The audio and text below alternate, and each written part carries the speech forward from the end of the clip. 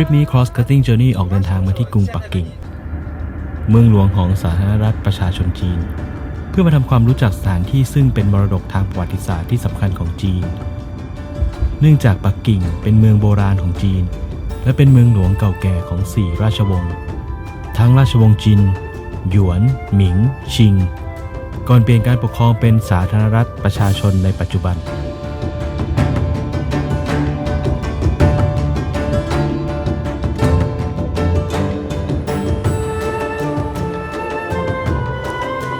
ปักกิ่งจึงได้สะสมวัฒนธรรมและบันทึกเหตุการณ์ต่างๆอันเป็นประวัติศาสตร์หลายพันปีของประชาชาติจีนเอาไว้มากมาย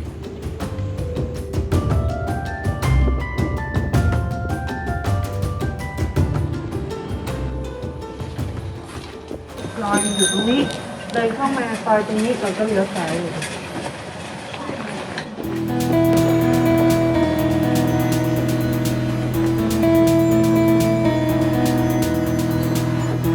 จากสนามบินพวกเราเดินทางไปที่พักย่านตงซื่อหูทงซึ่งอยู่ในเขตตะวันออกของกรุงปักกิ่งเนื่องจากทริปนี้มีเวลาไม่มากพอเก็บกระเป๋าเสร็จพวกเราก็ออกไปสำรวจเมืองกันเลยจากฝั่งตะวันออกพวกเราจะข้ามไปฝั่งตะวันตกซึ่งเป็นเขตที่ตั้งของพระราชวังแห่งประวัติศาสตร์ของชาวจีนแต่เดี๋ยวก่อนครับ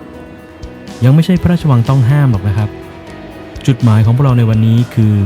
หยวนหมิงหยวนและอีเหอหยวน2พระราชวังฤดูร้อนของราชวงศ์ชิงครับพวกเรานั่งรถไฟใต้ดินมาลงที่สถานีอูต้าโกแล้วแวะหาอาหารเช้ากับกาแฟเติมพลังกันก่อนตรงข้ามสถานีมีร้านชื่อ The Bridge Cafe ดูน่านั่งดีเดี๋ยวลองเข้าไปชิมกันเลย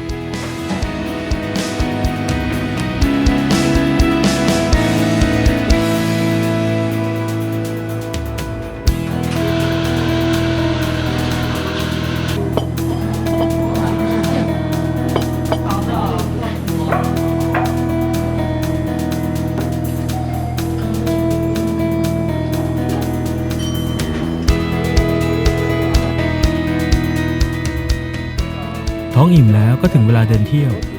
บริเวณใกล้ๆมีมหาวิทยาลัยชื่อดังของจีนตั้งอยู่คือมหาวิทยาลัยชิงหัว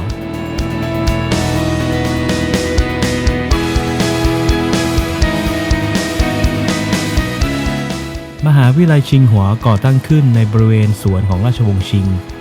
ช่วงปีค.ศ. 1911ซึ่งเป็นช่วงที่มีความวุ่นวายและความขัดแย้งกับมหาอำนาจต่างชาติส่งผลให้เกิดกบฏนักมวยที่ต่อต้านอิทธิพลจากต่างประเทศในประเทศจีนภายหลังการปราบปรามกลุ่มกบฏแล้วราชวงศ์ชิงได้จ่ายเงินชดเชยให้กลุ่มสมาชิกพันธมิตรและสหรัฐอเมริกาซึ่งต่อมาเงินชดเชยนี้ได้กลายเป็นทุนก่อตั้งมหาวิทยาลัยชิงหัวชิงหัวเป็นที่รู้จักกันดีในฐานะมหาวิทยาลัยที่มีชื่อเสียงที่สุด1 ใน 2แห่งของจีนมีศิษย์เก่าที่มีชื่อเสียงดำรงตำแหน่งประธานาธิบดีสาธารณรัฐประชาชนจีน2 คนได้แก่หูจินเทาและสีจิ้นผิง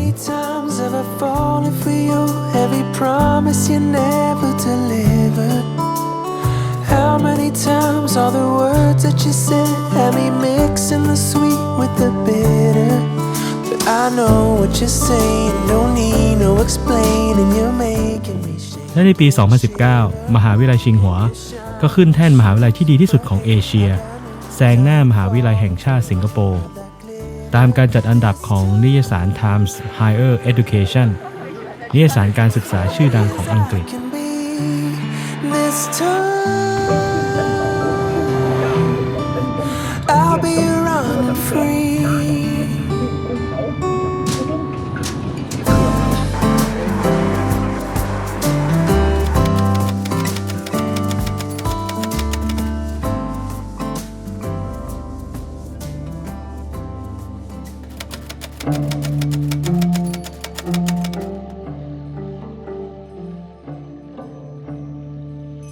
จากชิงหัวพวกเราโบกรถแท็กซี่เดินทางตรงไปที่พระราชวังฤดูร้อนหลังเดิมของราชวงศ์ชิงที่มีชื่อจีนว่าหยวนหมิงหยวนตั้งอยู่บริเวณชานกรุงปักกิ่งห่างจากพระราชวังต้องห้ามไปทางทิศตะวันตกเฉียงเหนือประมาณ8 กิโลเมตร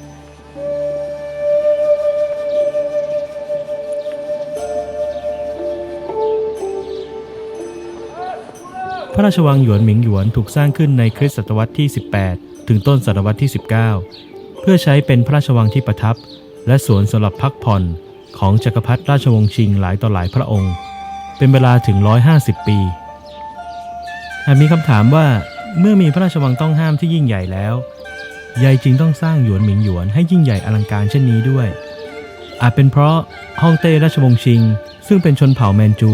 รักการใช้ชีวิตท่ามกลางธรรมชาติย่อมอึดอัดกับพระราชวังที่มีสิ่งก่อสร้างและสถาปัตยกรรมที่แสดงถึงอำนาจและความยิ่งใหญ่ไม่ใช่ที่อยู่อาศัยที่ให้ความสบายใจนักหยวนหมิงหยวนจึงทำหน้าที่เป็นพระราชวังที่ฮ่องเต้ทรงอาศัยอยู่จริง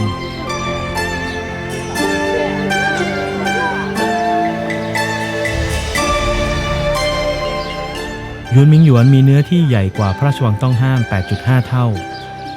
พระตำหนักส่วนใหญ่สร้างด้วยหินตามแบบสถาปัตยกรรมตะวันตกจากการออกแบบของจูเซปเป้ คาสติกริโอเน่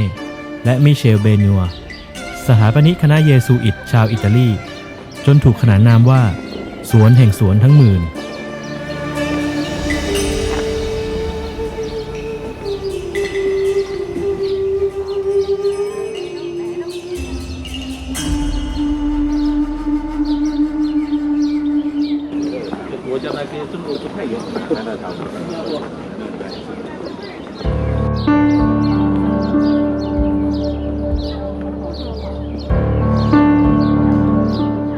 แต่ทุกสิ่งที่รุ่งเรืองย่อมมีวันล่มสลาย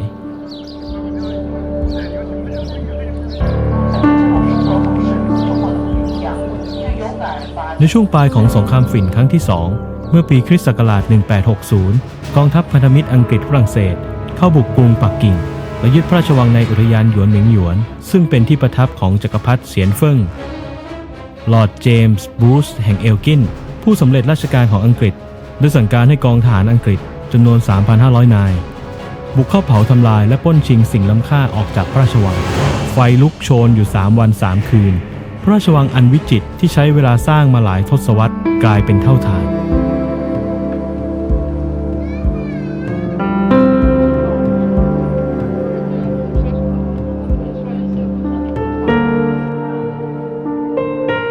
ในยุคปัจจุบัน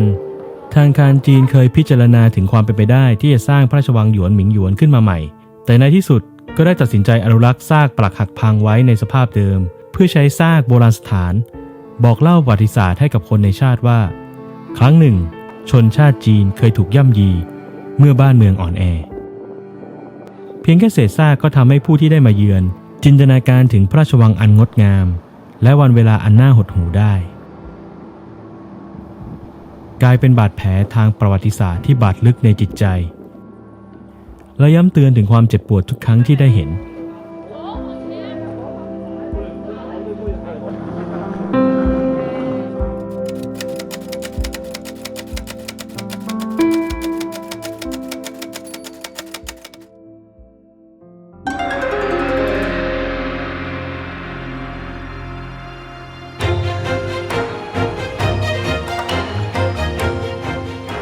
จากพระราชวังหยวนหมิงหยวนบริเวณใกล้เคียงในเขตไหเตี้ยน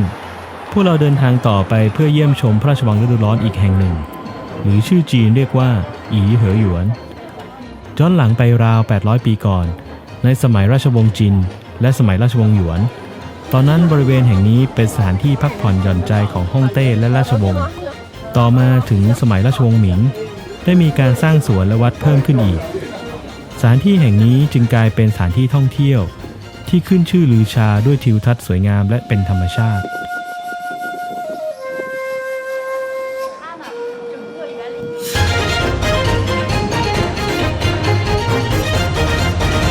ในสมัยราชวงศ์ชิงช่วงปีคริสตศักราช 1749 จักรพรรดิเฉียนหลงทรงมีดำริให้ทำการขุดลอกคูคลองและปรับปรุงสิ่งก่อสร้างบริเวณภูเขาและทะเลสาบขึ้นตามแนวคิดในการสร้างอุทยานครั้งใหญ่โดยมีการขุดขยายทะเลสาบให้มีพื้นผิวน้ำกว้างขึ้นและเอาดินที่ขุดจากทะเลสาบไปถมเป็นภูเขาเพื่อเทิดพระเกียรติพระมารดาของพระองค์เนื่องในโอกาสทรงเจริญพระชนมายุครบ60 พรรษาอุทยานแห่งราชสำนักขนาดใหญ่แห่งนี้มีชื่อว่า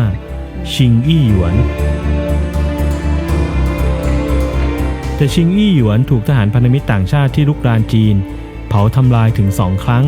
ในช่วงปีคศ 1860 และคศ 1900 พระ ระนางซูสีไทเฮาจึงได้นำงบประมาณสำหรับสร้างกองทัพเรือมาทำการซ่อมแซมโดยไม่สนใจสภาพความมั่นคงและผลกระทบต่อประเทศชาติหลังซ่อมแซมเสร็จจึงเปลี่ยนชื่ออุทยานแห่งนี้เป็นอีเฮ่อหยวน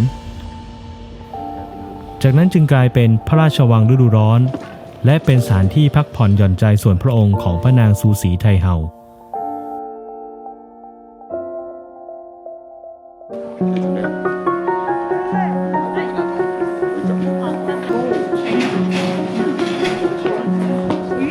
จุดสำคัญในพระราชวังฤดูร้อนคือ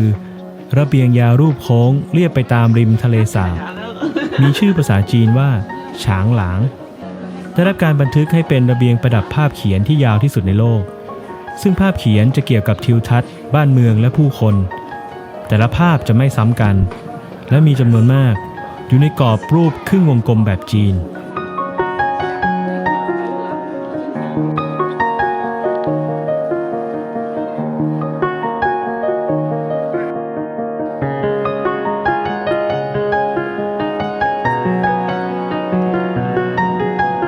ต่อมาสวนแห่งราชสำนักแห่งนี้ได้ปิดฉากลงตามการล่มสลายของราชวงศ์ชิงและได้มีการประกาศเป็นสวนสาธารณะเมื่อปีค.ศ. 1924 โดยอนุญาตให้ประชาชนทั่วไปสามารถเข้ามาเที่ยวชมได้อย่างเสรี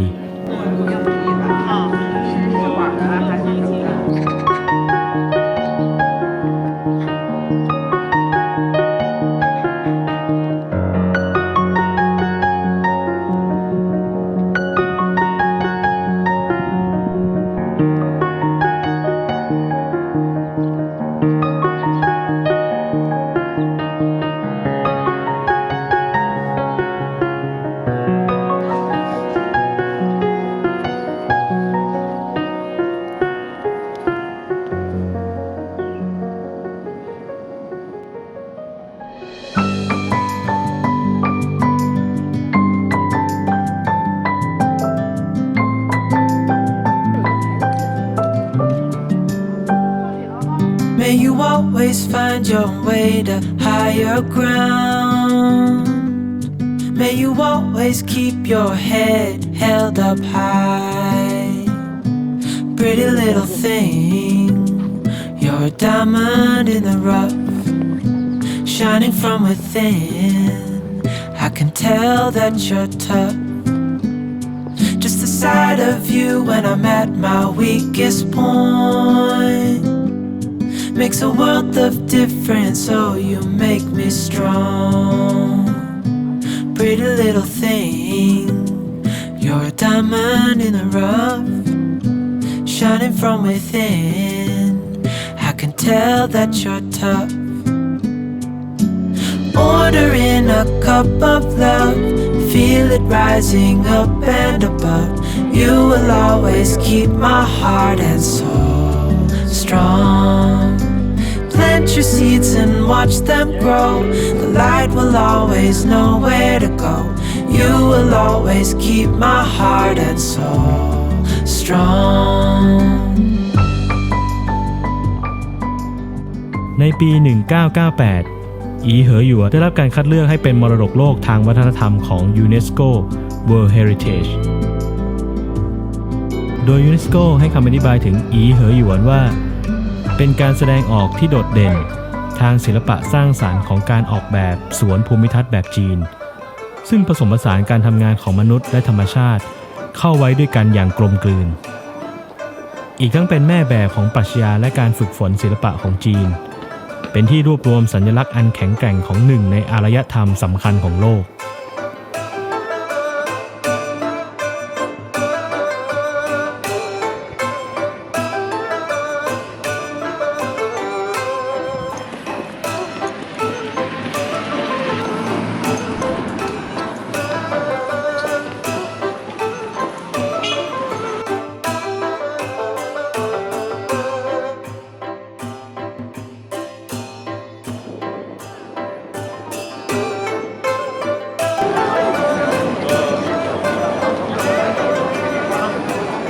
หลังจากเดินเล่นชมทั้งสองพระราชวังกันจนเหนื่อยอ่อนพวกเราก็เดินทางกลับไปย่านที่พักแต่ก่อนจะถึงที่พักพวกเราแวะหาอาหารเย็นกินกันแถวถนนหวังฝูจิง ร้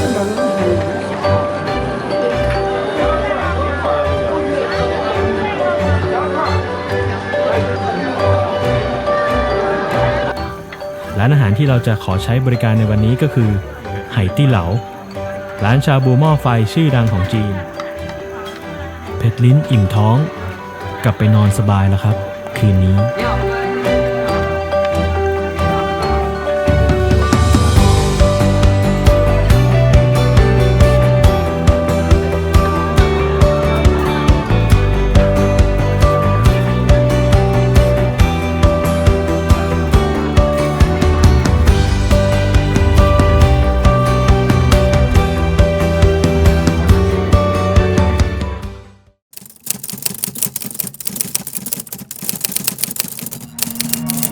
แลนด์มาร์คที่สำคัญของปักกิ่งคืออะไร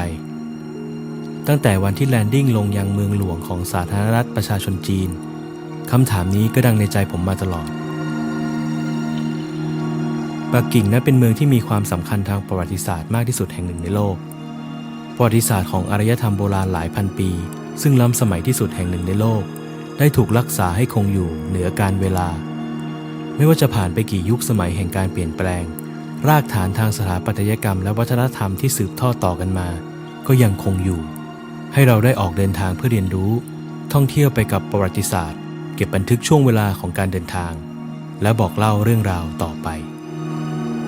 หลังจากที่ได้เดินทางไปเยี่ยมชมพระราชวังฤดูร้อนมาแล้ววันนี้พวกเราได้เดินทางมายังสถานที่ซึ่งถูกเรียกว่า Forbidden City หรือพระราชวังต้องห้าม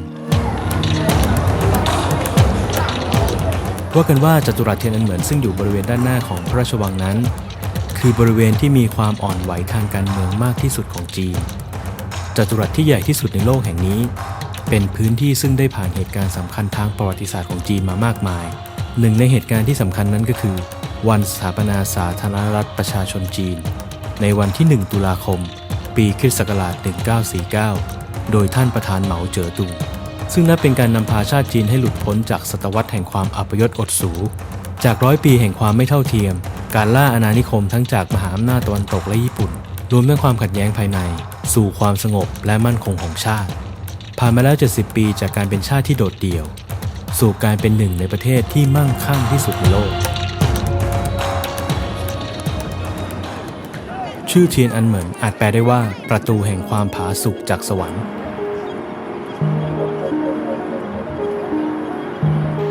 ตรงกลางกำแพงได้ติดรูปภาพขนาดใหญ่ของท่านประธานเหมาเจ๋อตุงด้านข้างทั้งสองฝั่งมีคำขวัญเขียนว่าสาธารณรัฐประชาชนจีนจงเจริญและความสามัคคีของประชาชนทั่วโลกจงเจริญจากประตูเทียนอันเหมินเดินตรงเข้าไปจะเป็นบริเวณด้านในของพระราชวังต้องห้ามหรือพระราชวังกู้กงพระราชวังที่สำคัญและมีชื่อเสียงที่สุดของจีนมีอายุกว่า600 ปีเคยเป็นที่ประทับของฮ่องเต้ทั้งจากราชวงศ์หมิงและราชวงศ์ชิงรวมทั้งสิ้นกว่า24 พระองค์ในอดีตพระราชวังแห่งนี้ไม่อนุญาตให้บุคคลภายนอกเข้าจึงได้ชื่อว่าพระราชวังต้องห้ามแต่หลังจากจีนประกาศสถาปนาชาติและเปลี่ยนการปกครองมาเป็นระบอบสาธารณรัฐจึงได้เปิดให้นักท่องเที่ยวสามารถเข้าชมความงามและความยิ่งใหญ่ของพระราชวังแห่งนี้ในรูปแบบของพิพิธภัณฑ์พระราชวังหรือ Palace Museum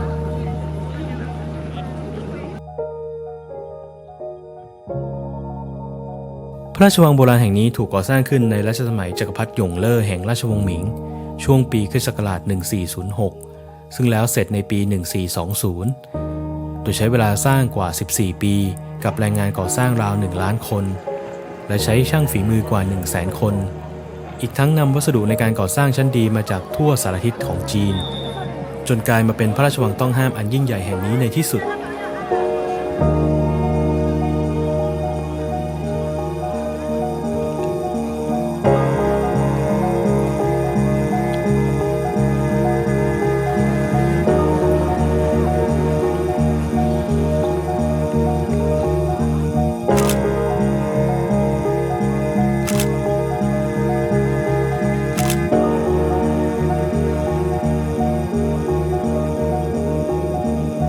ไม่ได้เดินเข้ามาผมก็รู้สึกทึ่งถึงความอลังการใหญ่โต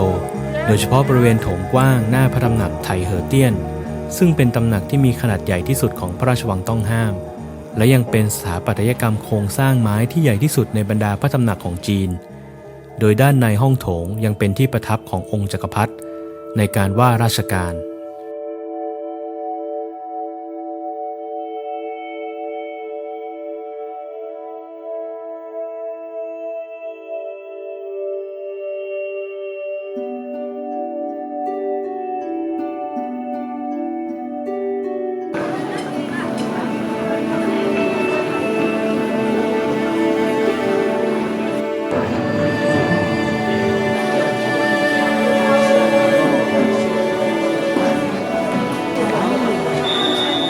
ภายในพระราชวังแบ่งออกเป็น2 ส่วนคือวังหน้า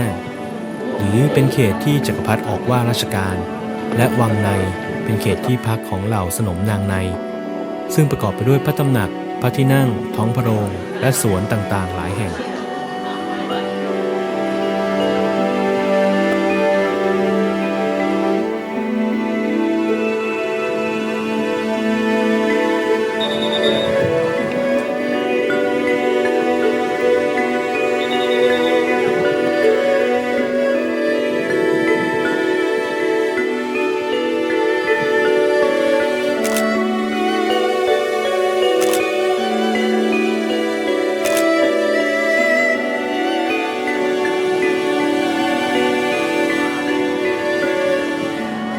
เช่นเดียวกับทุกสรรพสิ่งที่เป็นไปตามวัฏจักรเวลา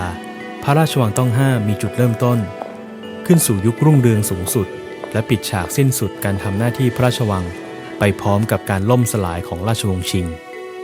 นับตั้งแต่เกิดการปริวัติซินไห่ในปี 1911 นำไปสู่การสละราชสมบัติของจักรพรรดิผู่อี้จักรพรรดิองค์สุดท้ายของราชวงศ์ชิงก่อนการเปลี่ยนระบอบการปกครองเป็นสาธารณรัฐของจีนจนในที่สุดเมื่อฝ่ายสาธารณรัฐได้ปกครองปักกิ่งแล้วจักรพรรดิผู่อี้ถูกขับออกจากพระราชวังต้องห้ามในปี 1924 และในปีต่อมาพระราชวังต้องห้ามได้ถูกเปลี่ยนสถานะไปสู่บทบาทของพิพิธภัณฑ์พระราชวังหรือ Palace Museum โดยในปี 1987 พิพิธภัณฑ์พระราชวังก็ได้รับประกาศให้เป็นสมบัติด้านวัฒนธรรมที่สำคัญของโลกจาก UNESCO World Heritage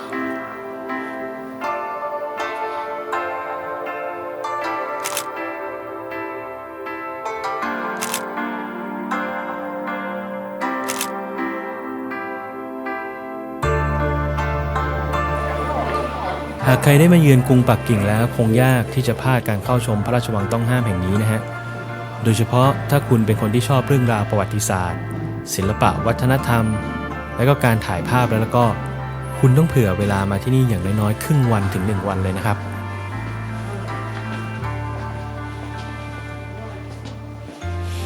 เพราะคุณจะเพลิดเพลินไปกับงานศิลปะตกแต่งที่เก่าแก่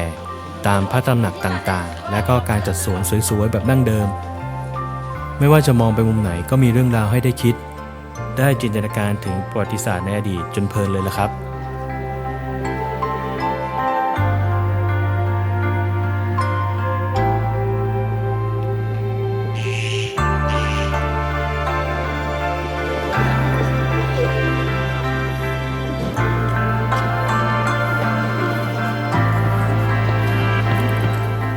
ทางด้านทิศเหนือฝั่งตรงข้ามของพระราชวังต้องห้ามมีสวนขนาดใหญ่ตั้งอยู่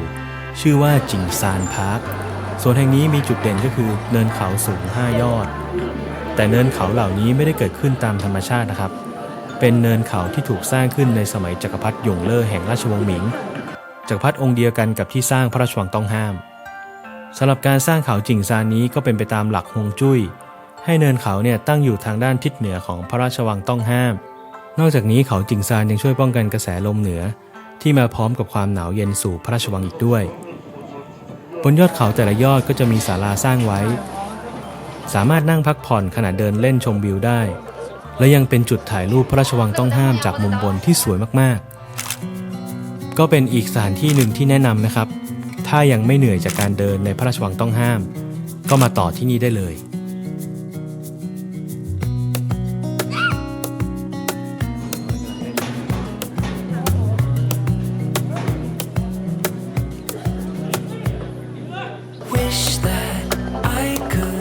Stay in this moment forever, so I can hold you in my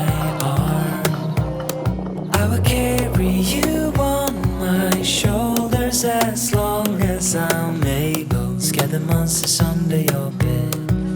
Deep in the biting, liking for you is all I need. Until my heart gives in, I will do everything I can for you. จากพระราชวังต้องห้ามและสวนจิงซานพวกเรามาปิดท้ายทริปวันนี้ที่สนามกีฬารังนกหรือ Bird's Nest Stadium ครับเราสามารถขึ้นรถไฟใต้ดินสายสีเขียวลาย 8 นะครับไปที่สถานี Olympic Sports Center และเดินข้ามถนนอีกไม่ไกลก็ถึงฮะโดยชื่อเรียกที่เป็นทางการของสนามกีฬารังนกแห่งนี้ก็คือสนามกีฬาแห่งชาติปักกิ่งสนามกีฬาแห่งนี้เป็นหนึ่งในสนามกีฬาที่ใช้ในการแข่งขันโอลิมปิกปี 2008 ที่กรุงปักกิ่งเป็นเจ้าภาพ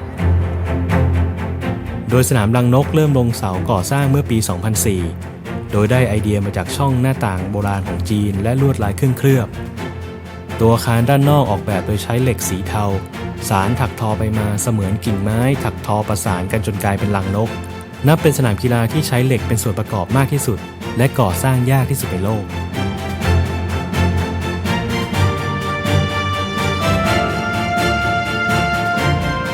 สนามกีฬาแห่งนี้ใช้ในพิธีเปิดและปิดโอลิมปิกปี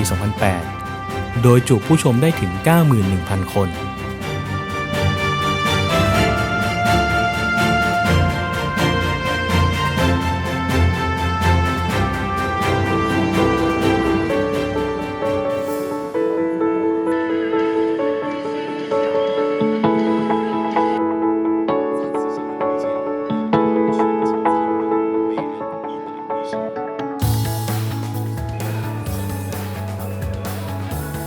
บริเวณใกล้ๆกันก็จะมีอาคารดีไซน์สวยแปลกตาหลายจุดแต่ที่สะดุดตาผมที่สุดก็คืออาคารสีฟ้าสวยซึ่งทำหน้าที่เป็นอาคารสระว่ายน้ำแห่งชาตินครปักกิ่ง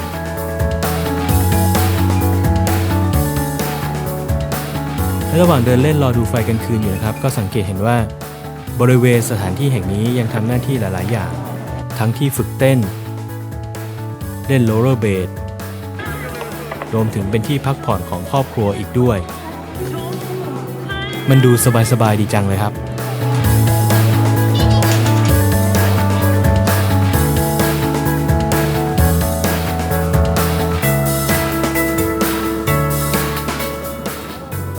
1 วันในปักกิ่งวันนี้ผ่านไปเร็วเหมือนกัน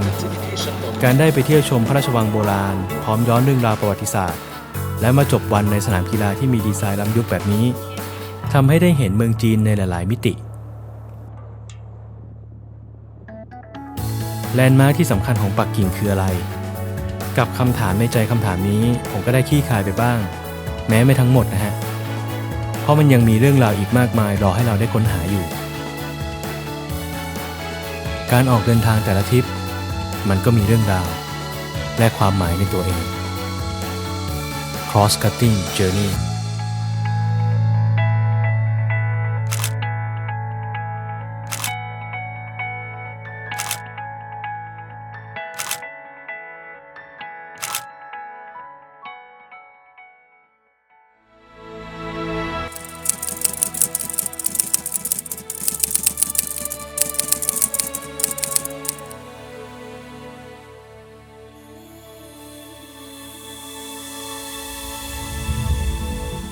มีผู้คนจำนวนหนึ่งเชื่อว่ากำแพงเมืองจีนสามารถมองเห็นได้จากนอกโลกในความเป็นจริงแล้วจากอวกาศเราไม่สามารถมองเห็นกำแพงหมื่นลี้แห่งนี้ได้ด้วยตาเปล่ากำแพงเมืองจีนเกิดขึ้นมาได้อย่างไรมีความสำคัญอย่างไรทำไมจึงต้องสร้างแล้วมีประโยชน์อย่างที่ต้องการจริงหรือไม่มาเรียนรู้และออกเดินทางไปด้วยกันเลยครับ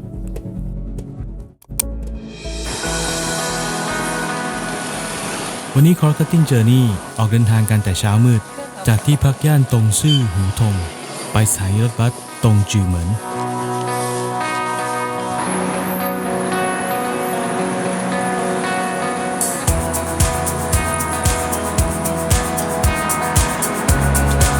อาหารเช้าวันนี้กินกันง่ายๆสั่งเจียนปิงหรือจะเรียกว่าเครปจีนก็ได้มาเป็นเสบียงอาหารเช้าก่อนออกเดินทาง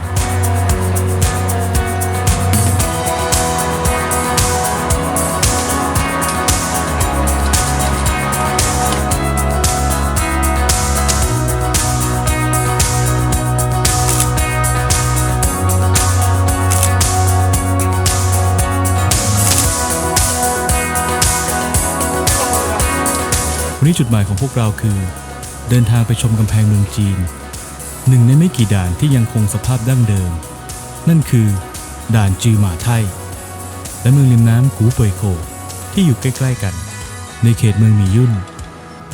ซึ่งใช้เวลาบนรถบัสประมาณ2 ชั่วโมงและไปหารถแท็กซี่ต่อเข้าไปอีกที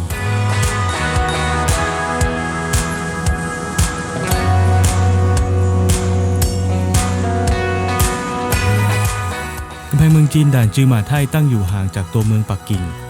ไปทางทิศตะวันออกเฉียงเหนือประมาณ120 กิโลเมตรแต่ถ้าจะพูดถึงระยะทางความยาวทั้งหมดของกำแพงเมืองจีนตามที่มีการตรวจวัดล่าสุดมีการบันทึกไว้ที่ 21,196 กิโลเมตรครอบคลุมพื้นที่15 มณฑลทั่วประเทศตอกย้ำความเป็นสิ่งก่อสร้างจากฝีมือมนุษย์ที่ใหญ่ที่สุดในโลกและแน่นอนว่า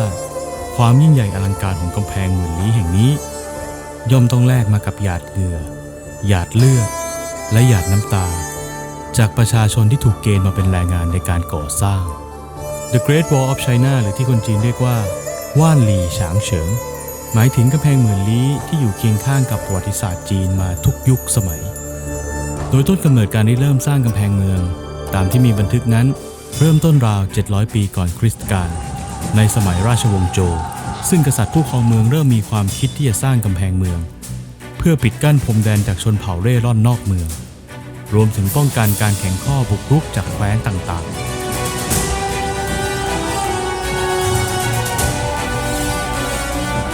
ต่อมาเมื่อถึงปลายยุคราชวงศ์โจวเข้าสู่ยุคจ้านกวาช่วง 475 ถึง 221 ปีก่อนคริสตศักราชจีนแตกเป็นแคว้นรัฐโดยมี7 รัฐใหญ่คือเยียนเจ้าฉีเว่ยหานฉูและฉินส่งให้แผ่นดินมีแต่ความวุ่นวายเกิดสงครามห้ำหั่นกันแต่ละแคว้น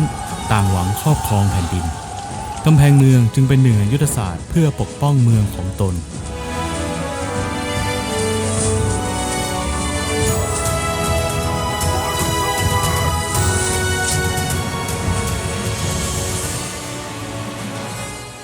ภายหลังช่วง221 ปีก่อนคริสตศักราชอิงเจิ้งกษัตริย์รัฐฉินสามารถรวบรวมรัฐต่างๆมาเป็นแผ่นดินเดียวกันได้และได้เปลี่ยนพระนามพระองค์เป็นฉินซื่อหวงตี้หรือจินซีฮ่องเต้หมายถึงองค์ปฐมจักรพรรดิกษัตริย์แห่งราชวงศ์ฉินการศึกภายในสงบแต่ภายนอกข้าศึกยังคงอยู่เพื่อเป็นการรักษาอาณาจักรอันกว้างใหญ่จากการรุกรานของชาวซงหนูชนเผ่าเร่ร่อนทางตอนเหนือและเพื่อเป็นการประกาศศักดาความยิ่งใหญ่พระองค์จึงได้สั่งให้มีการเชื่อมต่อกำแพงเมืองของแคว้นต่างๆเข้าด้วยกันให้เป็นกำแพงเมืองที่ยิ่งใหญ่ที่สุด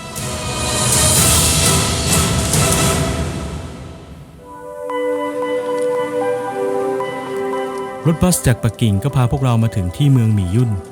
และไม่ต้องห่วงนะครับว่าจะหารถแท็กซี่ต่อไปที่กำแพงเมืองจีนไม่ได้ลงรถบัสมาก็จอดรออยู่เต็มเลยสิ่งสำคัญก็คือต่อรองราคากันดีๆก็แล้วกันนะครับพวกเราได้คนขับรถเป็นพี่ผู้หญิงคนหนึ่งราคารับได้ดูแล้วก็ไม่น่าจะมีอะไรตุกติกก็ออกเดินทางกันได้เลยติดอยู่อย่างเดียวคุยกันไม่ค่อยรู้เรื่องน่ะสิครับ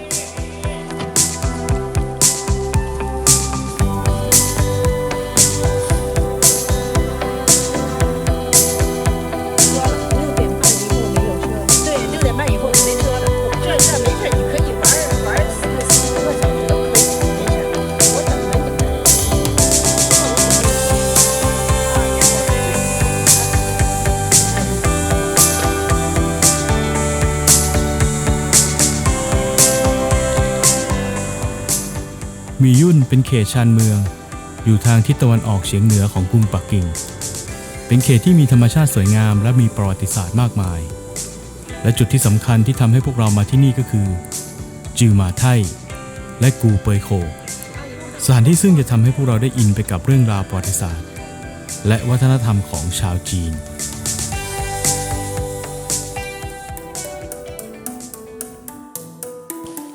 แต่พี่สาวของเราดันขับไปส่งผิดจุดแต่ไหนๆก็มาแล้วลงไปสำรวจกันหน่อยดีกว่า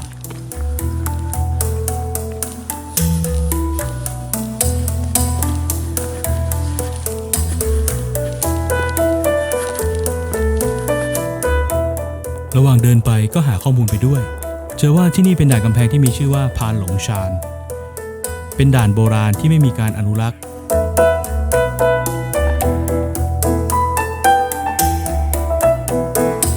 ท่ามกลางสร้างโบราณและวิวธรรมชาติผมว่ามันเป็นด่านที่สวยงามมากๆด่านหนึ่งเลย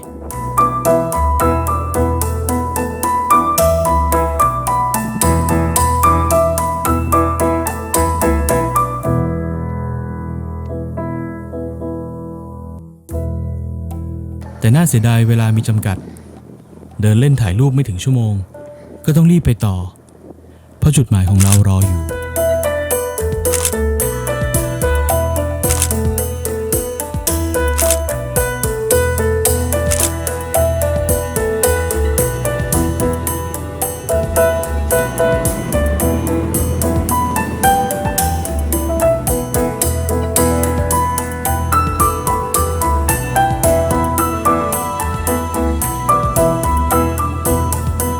ขับรถมาจากด่านพานหลงชานประมาณ20กว่ากิโลพวกเราก็มาถึงกำแพงเมืองจีนจิวหมาไท่เห็นไกลๆแล้วตื่นเต้นอย่างบอกไม่ถูก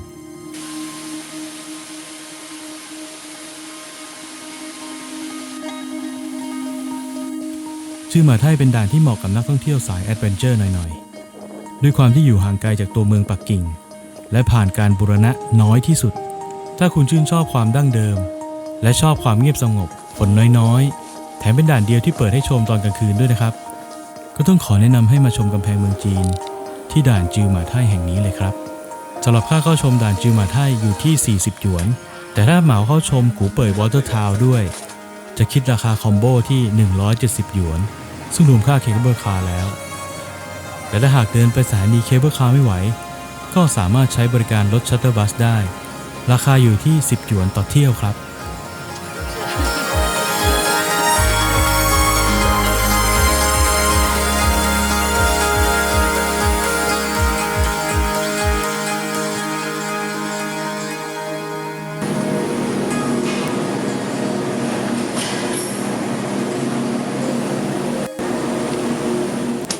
ด่านจิวหมาไท่มีความยาว5กิโลครึ่งมีป้อมสังเกตการณ์อยู่35ป้อมแต่ที่ดูน่าเกรงขามคือจุดที่ตั้งของด่านนี้อยู่บนหน้าผาชันซึ่งมีทะเลสาบหยวนหยางหู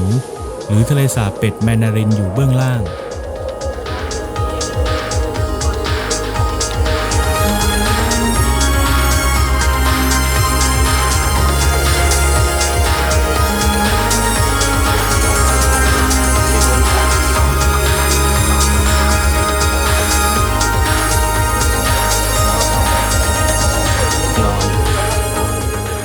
ระหว่างที่พวกเรานั่งกระเช้าขึ้นไปสถานีด้านบนกำแพงเมืองก็อดคิดไม่ได้ว่าคนยุคก่อนแบกหินจากตีนเขาขึ้นมาสร้างกำแพงด้านบนนี้ได้ยังไง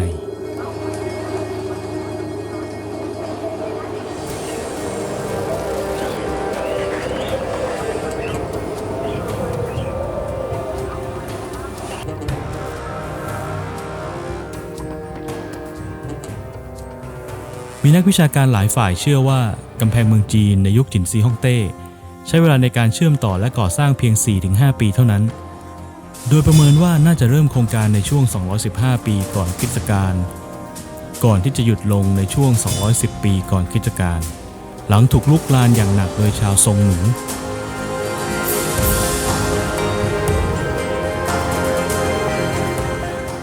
แน่นอนว่าการก่อสร้างยุคนั้นทุกอย่างต้องใช้ฝีมือมนุษย์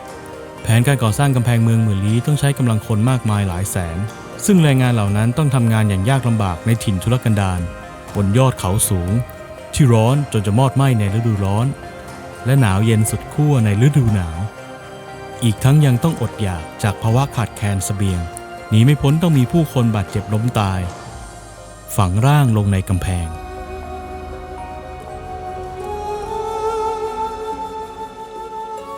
มีตำนานพื้นบ้านเรื่องหนึ่งที่มีชื่อเสียง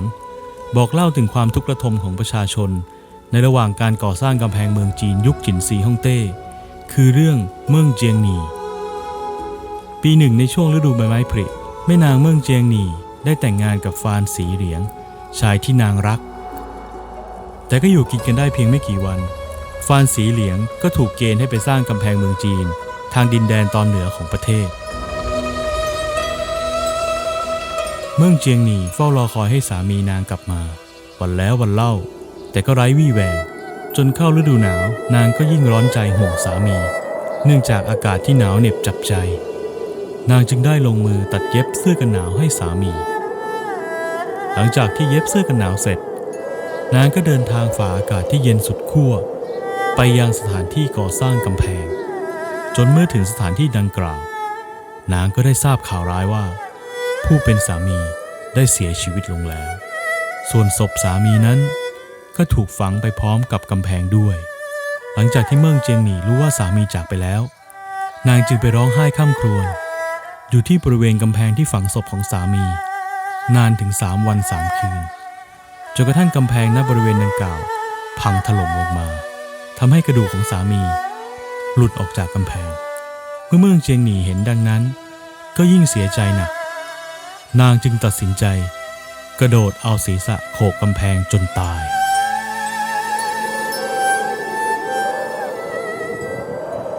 โครงการบูรณะกำแพงเมืองจีนเพื่อใช้ป้องกันชาวเร่ร่อนผู้รุกรานถูกรื้อฟื้นขึ้นมาอีกในยุคราชวงศ์ฮั่น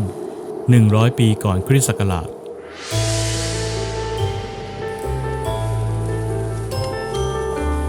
และมีการบูรณะต่อเติมเพิ่มเรื่อยๆในหลายยุคสมัย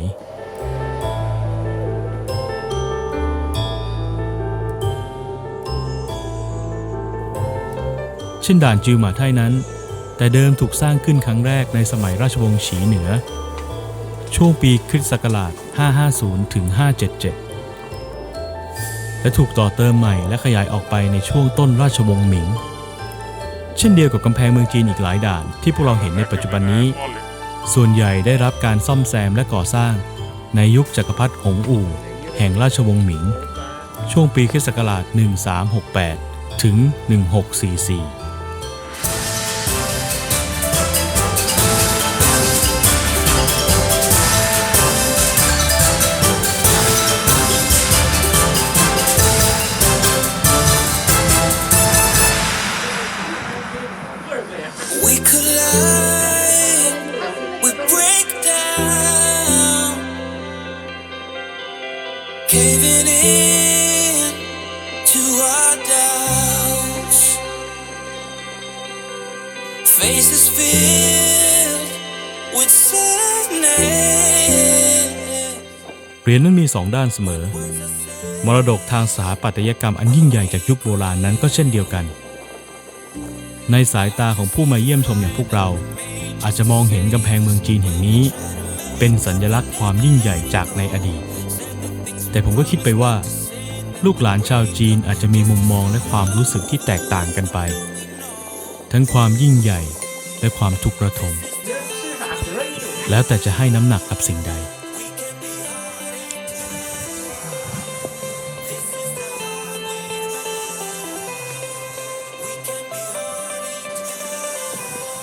แต่ในแง่ของการเรียนรู้วันนี้ผมได้เห็นและได้คิดอะไรมากมายจริงๆ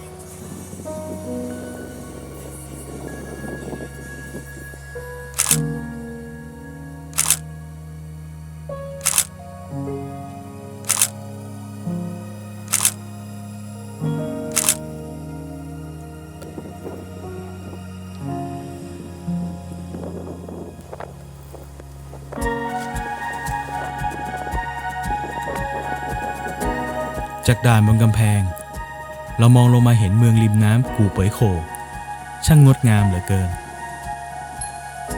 แม้จะถูกสร้างขึ้นใหม่ครอบทับกับเมืองโบราณเดิมไปแล้วแต่ผมยอมรับฝีมือในการออกแบบของเขานะไม่รู้สิแต่ผมว่าหากใช้จินตนาการสักหน่อยเรายังสัมผัสได้ถึงรูปแบบความเป็นอยู่ของหมู่บ้านชนบทเล็กๆในช่วงปลายราชวงศ์ชิง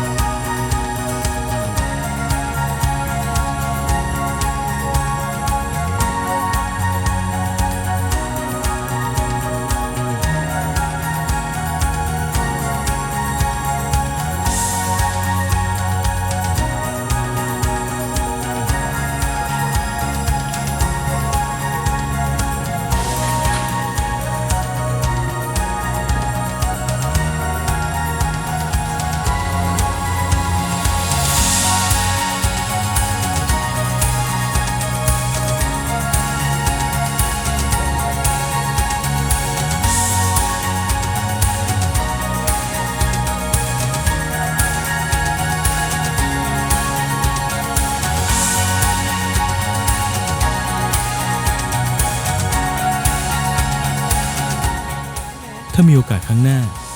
อยากจะกลับมานอนค้างสักคืนเที่ยวดูไฟบนกำแพงเมืองจีนแล้วตื่นมารับบรรยากาศยามเช้าแบบหมู่บ้านจีนโบราณก็คงมีความสุขดีนะ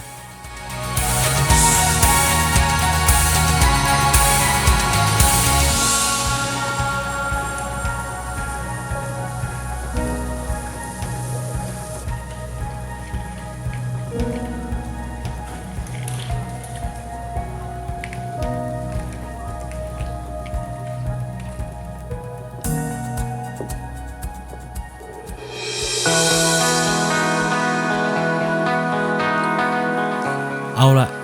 ถึงเวลาเดินทางกลับปักกิ่งกันแล้วคุณพี่คนขับมาจอดรถรอแล้วพี่เขาเร่งหน้าดูเลย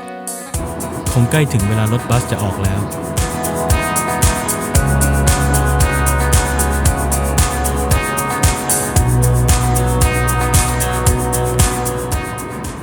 คืนนี้กลับถึงปักกิ่ง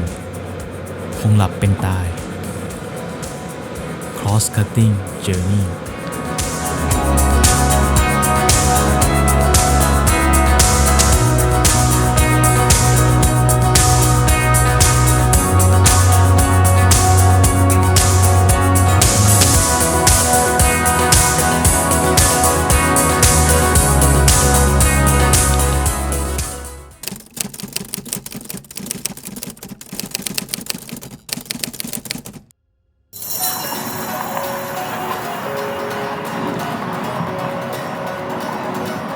และการเดินทางของพวกเราก็เข้าสู่วันสุดท้ายยังมีอีกหลายสถานที่ซึ่งพวกเราต้องไปเยี่ยมชมในวันนี้โดยเริ่มจากหนานโหลกูเซียงย่านตรอกชุมชนหรือที่เรียกกันว่าหูถงที่เก่าแก่ที่สุดในปักกิ่งหูถงเป็นชื่อเรียกตอกซอยต่างๆซึ่งอยู่รอบนอกของพระราชวังต้องห้ามต้นกำเนิดของหูถงเริ่มมาตั้งแต่สมัยราชวงศ์หยวนราวปีค.ศ. 1271 ถึง 1368และคำว่าหูถงมีที่มาจากคำศัพท์ภาษามองโกที่แปลว่าบ่อน้ำตามบันทึกในสมัยราชวงศ์หยวนมีหูถงอยู่จำนวน413สายและเพิ่มเป็น 1,000 กว่าสายในสมัยราชวงศ์หมิง 2,000 กว่าสายในสมัยราชวงศ์ชิงและในปี 1986 ก็เพิ่มเป็น 3,600 สาย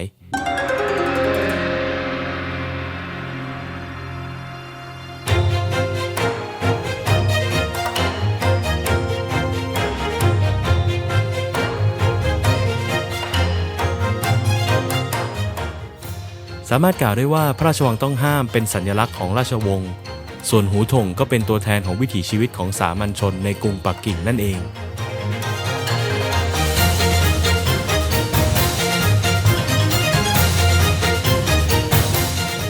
หนานหลัวกู่เซียงเป็นหูถงที่ยาวประมาณ800เมตร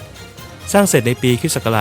1267พร้อมกับการสร้างกรุงปักกิ่งในสมัยราชวงศ์หยวนในปัจจุบันบริเวณรอบๆหนานหลัวกู่เซียงเป็นพื้นที่เดียวที่ยังรักษาสภาพหมู่บ้านและผังเมืองโบราณจากยุคสมัยราชวงศ์หยวนเอาไว้อีกทั้งยังเป็นหนึ่งในพื้นที่อนุรักษ์ภายในเมืองเก่าของปักกิ่งอีกด้วยอย่างไรก็ดีบ้านเรือนต่างๆบนตรอกถนนเส้นนี้ได้รับการปรับปรุงเป็นร้านค้าหลากหลายประเภททั้งร้านอาหารร้านขนมร้านขายสินค้าและของที่ระลึก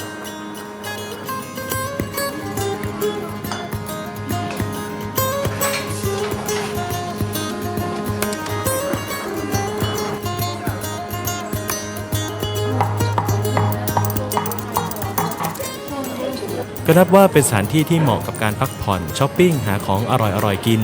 และเพลิดเพลินกับสถาปัตยกรรมโบราณถ้าใครได้มาถึงปักกิ่งแล้วต้องจัดหนานโหลกู่เซียงไว้ในโปรแกรมท่องเที่ยวเลยนะครับ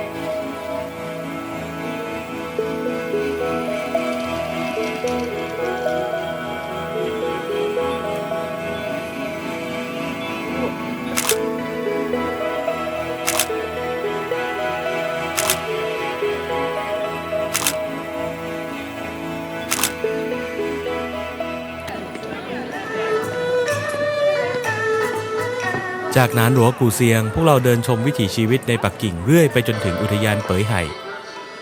นับแต่อดีตราว 1,000 ปีก่อนเป๋ยไห่คืออุทยานหลวงของราชวงศ์ประกอบไปด้วยสวนและสิ่งก่อสร้างสำคัญทั้งพระตำหนักและวัดเป๋ยแปลว่าเหนือไห่แปลว่าทะเลหรือมหาสมุทรเป๋ยไห่จึงแปลตามตัวว่าทะเลที่อยู่ทิศเหนืออุทยานเป๋ยไห่มีพื้นที่ราว 63 เฮกเตอร์ถูกสร้างสรรค์ให้มีวิวทิวทัศน์รวมทั้งสถาปัตยกรรมให้เหมือนเมืองทางตอนใต้ของจีนทั้งเมืองหางโจวหยางโจวและซูโจวจึงนับเป็นสวนที่สวยงามและน่าชมอย่างยิ่งในปีค.ศ. 1925 อุทยานหลวงแห่งนี้ก็ได้กลายเป็นสวนสาธารณะสำหรับชาวจีนทุกคนและเมื่อได้มาเยือนนะครับพวกเราก็ได้พบเห็นผู้คนออกมาทำกิจกรรมหลากหลายทั้งการเต้นรำแบบพื้นเมืองของมุสลิมชาวฮุย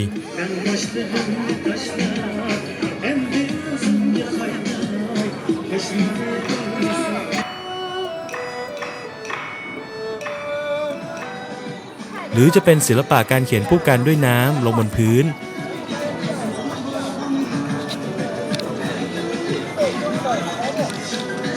ซึ่งปรากฏในต้นทศวรรษ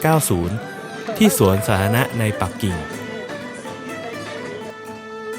และต่อมาก็แพร่หลายไปยังเมืองใหญ่ต่างๆของจีน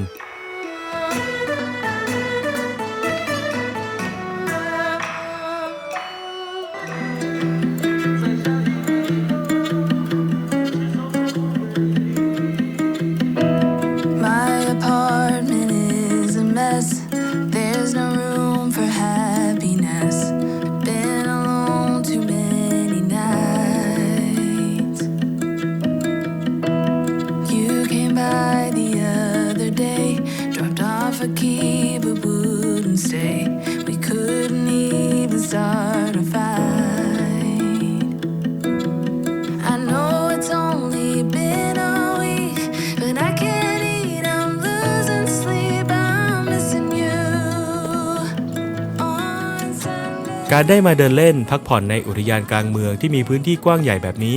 รู้สึกสบายใจและก็ผ่อนคลายมากๆเลยครับถึงตอนนี้พวกเราอยากไปต่อที่ตลาดขายของเก่าพันเจียหยวนซึ่งอยู่ห่างออกไปพอสมควรครับแต่ว่าวันนี้ยังพอมีเวลาให้พวกเราแวะไปดูได้สักหน่อยนะฮะ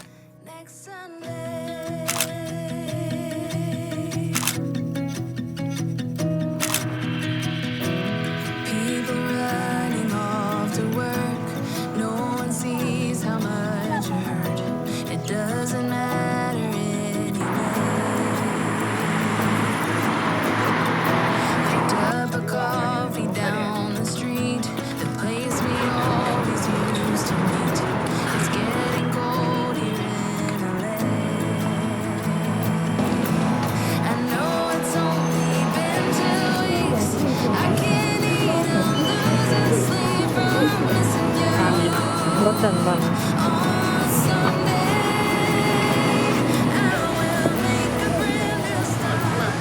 ตลาดพันเจียหยวนเป็นตลาดขายของเก่าที่มีผู้ขายอยู่ประมาณ 3,000 เจ้าซึ่งพวกเขาจะตระเวนไปตามเมืองต่างๆเพื่อค้นหาของเก่ามรดกตกทอดของครอบครัวและสิ่งของที่น่าสนใจต่างๆเช่นรูปแกะสลักแจกันลายคามเฟอร์นิเจอร์สไตล์ของราชวงศ์ชิงรวมทั้งภาพถ่ายแนววินเทจใครที่สนใจของแนวแอนทิคนะครับก็อย่าลืมแวะมาที่ตลาดพันเจียหยวนนะครับ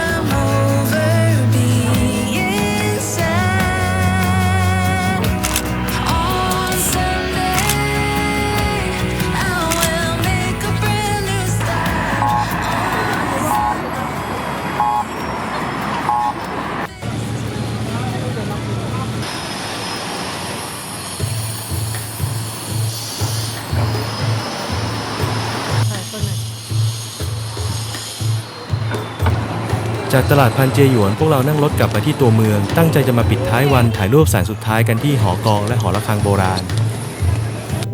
ที่เริ่มสร้างขึ้นเมื่อปี 1272 หรือในช่วงยุคราชวงศ์หยวน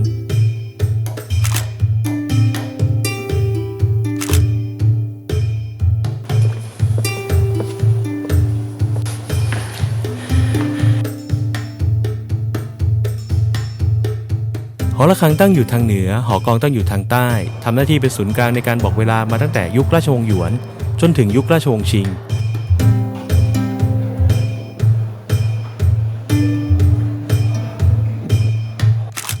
ตีระฆังบอกเวลายามเช้าและตีกลองบอกเวลายามเย็นหอระฆังและหอกลองเป็นสถาปัตยกรรมที่เปรียบดั่งสัญลักษณ์ของเมืองเก่าที่ผ่านกาลเวลา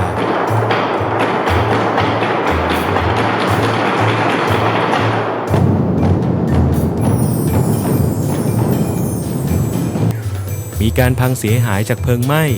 จนต้องสร้างบูรณะต่อเติมใหม่ถึง2 ครั้งในยุคราชวงศ์หมิงและราชวงศ์ชิงโดยระเบียงที่อยู่บนหอระฆังและหอกลองนั้นสามารถมองเห็นวิวมุมสูงแบบพาโนรามาของปักกิ่งดาวน์ทาวน์ได้รอบทิศเลยครับ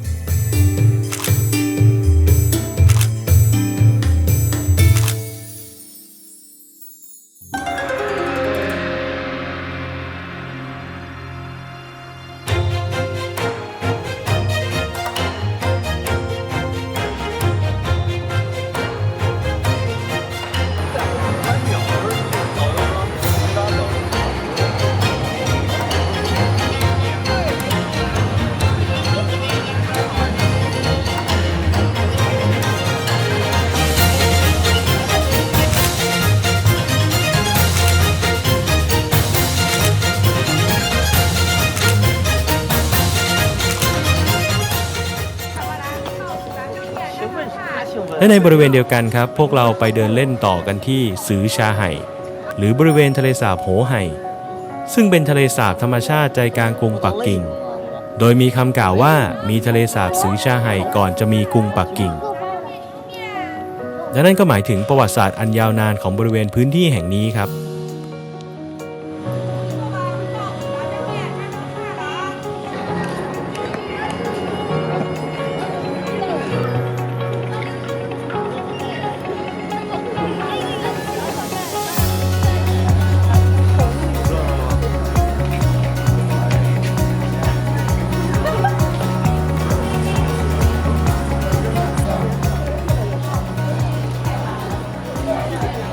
บริเวณซือชาไห่เป็นสถานที่พักผ่อนหย่อนใจสำหรับผู้คนทุกเพศวัยมีทัศนียภาพสวยงามมีสถาปัตยกรรมโบราณมีตอกเล็กซอยน้อยสไตล์หูทงและในยามค่ำคืนก็จะเป็นแหล่งช้อปปิ้งร้านอาหารทั้งจีนและนานาชาติพร้อมชมวิวทะเลสาบรวมทั้งผับบาร์สำหรับนักท่องเที่ยวที่หลงรักการฟังเพลงและดูแสงสียามค่ำคืนครับ